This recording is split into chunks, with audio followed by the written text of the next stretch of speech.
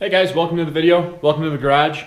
What we're going to be working on today is the exhaust for the Ecotec. Now the exhaust that I want to make for this Ecotec, on my initial installation, on the install that I'm doing right now, I'm trying to get it installed for as little money as possible.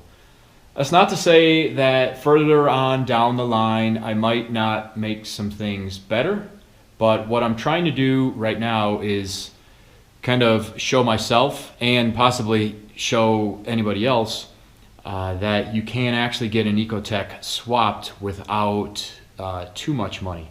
I don't know how much yet, but I'm trying to do it on a low budget.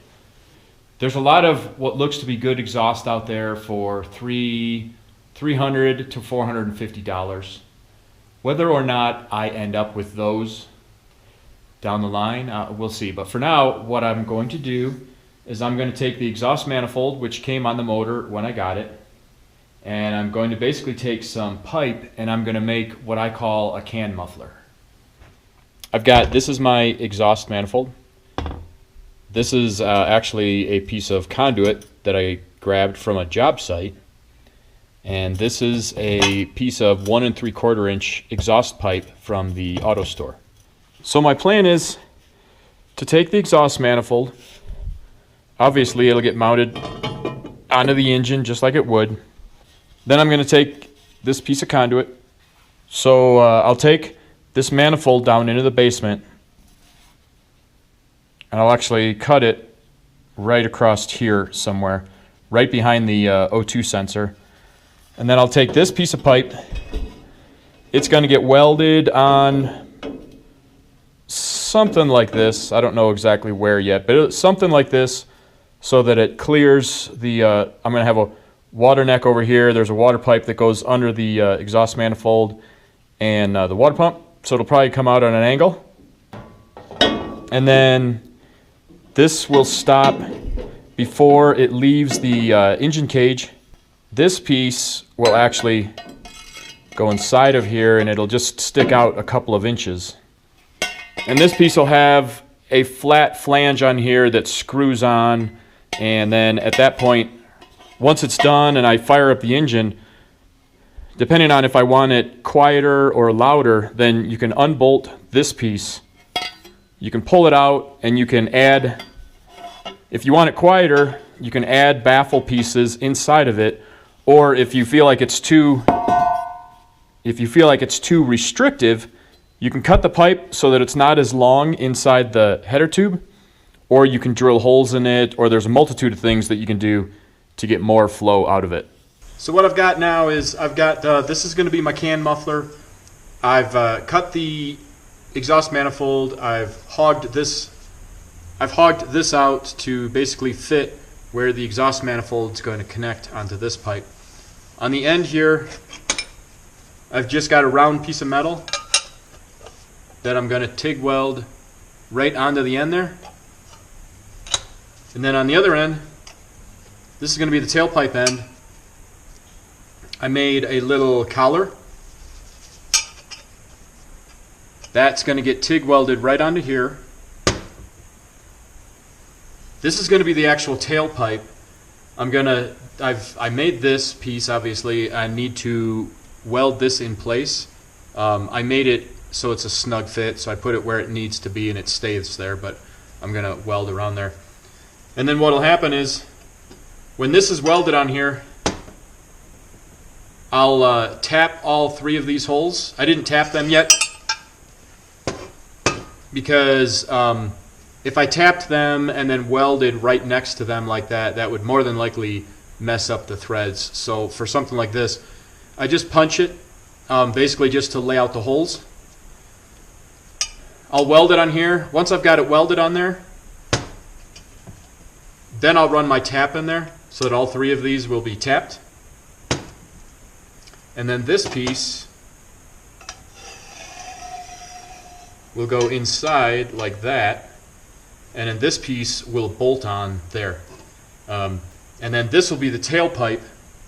You can see how this pipe runs through there. This pipe goes to about here. So what happens is when the exhaust blows in there, the first thing it does is just fills up this cavity. the pressure has to make its way down to the end here, where it then turns around and then goes back up through the pipe.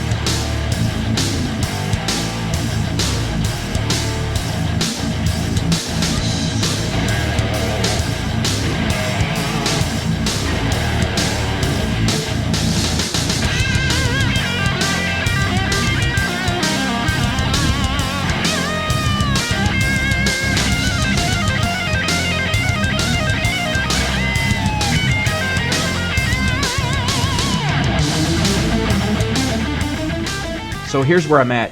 You saw me weld up this piece, and I welded on the flange on here that it bolts to. I've got this all assembled.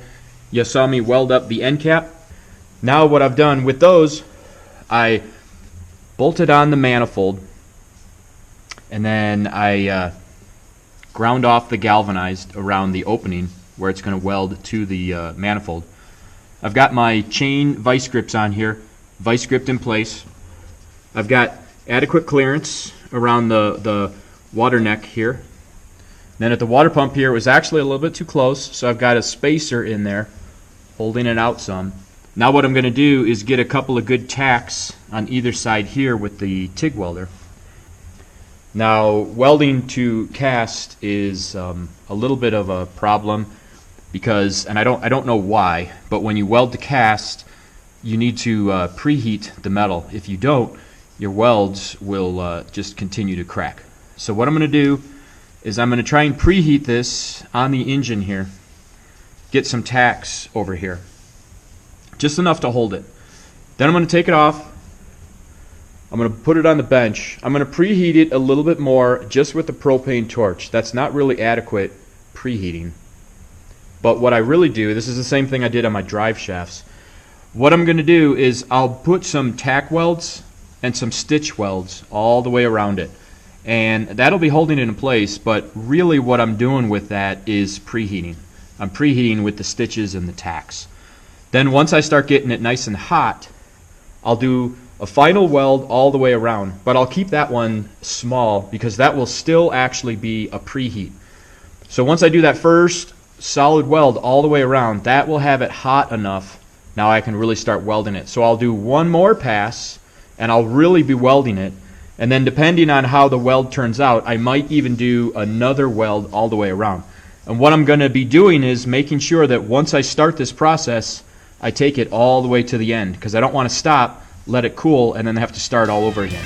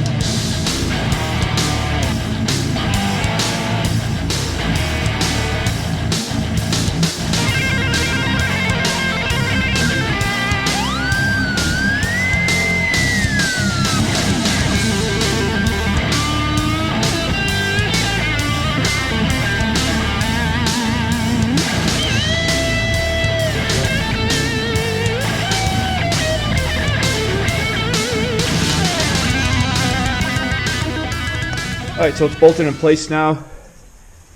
I got the clearance that I wanted in here, and I've got clearance around there. It's not touching, it's not rubbing on anything. Comes out in a good position on the cage here. It's not sticking beyond the cage, so that if I do actually get bumped with anything, hopefully it won't crush the exhaust. I can take out those 3 bolts, and then I can access the pipe here. And then depending on how it sounds, if I need to, I can add baffles or I can drill holes or whatnot. So it gives the exhaust a little bit of tunability. Now don't get me wrong, guys. I'm not saying this is a superior exhaust. This is a cheap, low-budget exhaust. This exhaust only cost me $8 because my engine came with the manifold. So if you're trying to do your Ecotec installation on the cheap, this is a good way to go. This is an effective exhaust that will give you some tunability.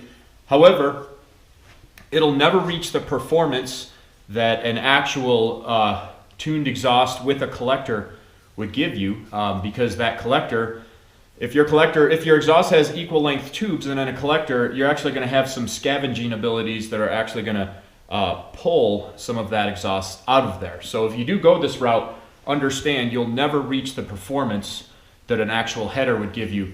Another, there's some benefits to this. It's cheap, it's kind of easy, it doesn't take up a lot of space. One of the major downflows, aside from not being able to get the performance you can out of a header system, this is going to have more of a Briggs & Stratton sound to it, because the exhaust all just kind of slams into this pipe. All the sound bounces together, makes it to the end of the tube, and then comes through here. And so you get a very kind of a thump-thump Briggs & Stratton noise, whereas on a nice header exhaust, you get that raspy, where you can, the noise just comes out very, with a nice tone to it. But anyways, since I'm trying to do this installation, I'm trying to see how little money I can actually spend to get it in here. I wanted to do my first exhaust just like this. This is how I'll start it up. This is how I'll drive it around initially. So thanks for watching the video, guys. Hopefully I'll see you on the next one. Take care.